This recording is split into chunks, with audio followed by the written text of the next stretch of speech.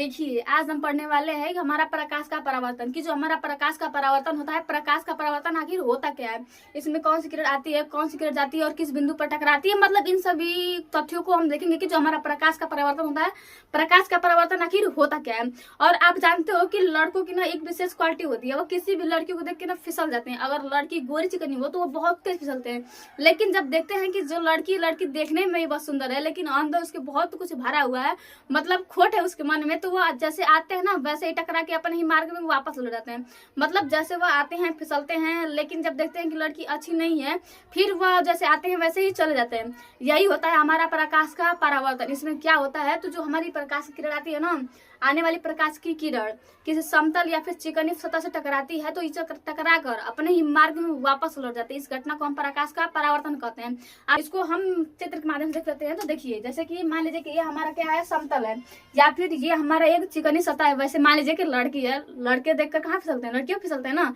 तो मान लीजिए कि क्या है, हमारी लड़की है, लेकिन भाई इज्जत की बात है, ये क्या होती है, हमारी एक चिकनी सतह होती है। इस पर जो आने वाली किरण होती है इसे हम आपतित किरण कहते हैं। आने वाली जो किरण होती है इसे हम आपतित किरण कहते हैं। और इसको याद रखिएगा, पतित होता है, पतित हमारे संस्कृत का एक शब्द होता है जिसका होता है गिरना, और आपतित मतलब आकर गिरना। तो आने वाली किरण को हम कहते हैं आपतित किरण। इस आने वाली किरण को हम कहते हैं आपतित किरण। इस आने वाली किरण को हम क्या कहते हैं, आपतित किरण कहते हैं। और इस बिंदु से टकराकर ये इस बिंदु से टकराकर ये अपने ही माध्यम में वापस लौट जाती है। इस किरण जो आती है उसे आपतित किरण कहते हैं, और जो टकराकर अपने ही माध्यम में वापस लौट जाती है इसे हम कहते हैं परावर्तित किरण। इसे हम क्या कहते हैं, तो इसे हम कहते हैं परावर्तित किरण। समझ में आया ना। जो आकर गिरते हैं उसे हम आपतित किरण कहते हैं, और जो यहाँ से टकराकर अपने ही मार्ग में वापस लौट जाती है इस रेखा को या फिर इस किरण को, मतलब किरण तो वही है, आई टकरा के, और लड़का तो वही ना होता है जो आता है लड़की को देख के फिसलता है, फिर अपने जहाँ से आता है वहीं पे चला जाता है। वही यहाँ पर भी होता है। आने वाली किरण को हम आपतित किरण कहते हैं, जो टकराकर वापस चली जाती है उसे हम परावर्तित किरण कहते हैं। ठीक। और देखिए ये जो बिंदु होते हैं ना, जिस बिंदु पर आकर आपतित किरण गिरती है इस बिंदु को हम कहते हैं आपतन बिंदु। इस बिंदु को हम क्या कहते हैं, तो इस बिंदु को हम कहते हैं आपतन बिंदु। देखिए, और आपतन बिंदु पर हम एक लंब खींचते हैं, इस लंब को हम अविलंब कहते हैं। ये जो हमारा लंब होता है इस लंब को हम अविलंब कहते हैं। इस लंब को हम क्या कहते हैं, तो इस लंब को हम अभिलंब कहते हैं। आपतन बिंदु पर खींचा गया जो हमारा लंब होता है इस लंब को हम अविलंब कहते हैं। ये जो आपतित किरण और अविलंब के बीच में एक कोण बनता है, आप को हम कहते हैं आपतन कोण। आपतित किरण और अविलंब के बीच में बने कोण को हम कहते हैं आपतन कोण। पतन मतलब गिरना, पतित मतलब गिरना। तो अपवर्तित किरण और अविलंब के बीच बने कोण को हम कहते हैं आपतन कोण। इसे हम क्या कहते हैं, इसे हम कहते हैं आपतन कोण। इसे हम कहते हैं आपतन कोण, और इसे हम आई से डिनोट करते हैं। ठीक। इस किरण कोण को हम कहते हैं आई, मतलब आपतन कोण को हम आई से डिनोट करते हैं। इसके बाद जो हमारी परावर्तित किरण होती है और हमारा अविलंब होता है उसके बीच में जो कोण बनता है उस कोण को हम कहते हैं परावर्तन कोण।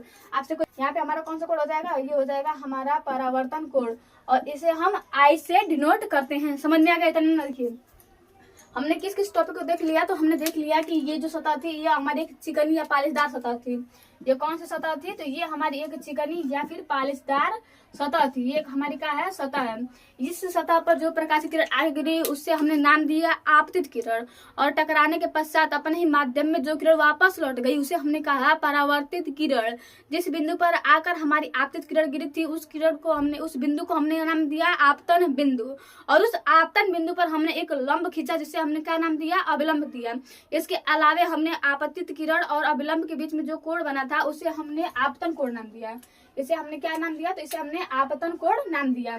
इसे हमने आई से डिनोट किया। उसके बाद जो हमारी परावर्तित किरण थी और जो हमारा अविलंब था इस कोण को हमने परावर्तन कोण किया कहा, और इसके बीच में जो हमारा कोण बना उसे हमने आर नाम दे दिया। ये हमारा था प्रकाश का परावर्तन। अगर थ्योरी ग्रुप में लिखना है तो ये आपकी लाइनिंग सही रहेगी, मतलब एकदम सटीक बैठेगी। ऐसे आप एग्जाम में लिखिएगा, आपका 1 नंबर भी कटने वाला नहीं है। वैसे अब आप ना इस फिगर को ध्यान से देखोगे तो इस फिगर में आपको कुछ ना कुछ जरूर मिलेगा। जैसे कि आप देख रहे हो कि ये जो हमारी आपतित किरण है ना और ये परावर्तित किरण है, और जो ये आपतन बिंदु, ये तीनों ये कहीं पर है। जो हमारा पहला तो आपने ये देख लिया, आपको दूसरा चीज एक और चीज देखने को मिलेगा कि यहाँ पर जो हमारा आपतन कोण है ना, ये परावर्तन कोण के बराबर है। प्रकाश के परावर्तन का नियम क्या होता है, तो कहिएगा पहला इस प्रकाश के परावर्तन का जो हमारा पहला नियम होता है, पहला नियम ये होता है कि जो हमारा आपतित किरण, कौन सी किरण, आपतित किरण, परावर्तित किरण तथा आपतन बिंदु तीनों एक ही तल में स्थित होते हैं। कौन कौन से, तो आपतित किरण, शॉर्टकट में लिख रही हो, मतलब लिखने में ज्यादा टाइम लगता है तो थोड़ा बहुत मैनेज कर लीजिए। कौन कौन सी देखिए, यहाँ पे हो जाएगा हमारी आपतित किरण, उसके बाद कौन सी, हमारी परावर्तित किरण, यहाँ पे कौन सी है, तो ये हमारी आपतित किरण, परावर्तित किरण, और कौन सा बिंदु है, हमारा आपतन बिंदु। ये कौन सा हो जाएगा, हमारा आपतन बिंदु। कहाँ रहते हैं, आपतन बिंदु, तीनों एक ही तल में स्थित होते हैं। पहला हमारा क्या है कि आपतित किरण, परावर्तित किरण तथा आपतन बिंदु तीनों एक ही तल में स्थित होते हैं, तीनों एक ही तल में, तीनों एक ही तल में स्थित होते हैं। ठीक, सेकंड आपने क्या देखा कि जो हमारा सदैव ना, जो हमारा अपवर्तन कोण होता है ये परावर्तन कोण के बराबर होता है।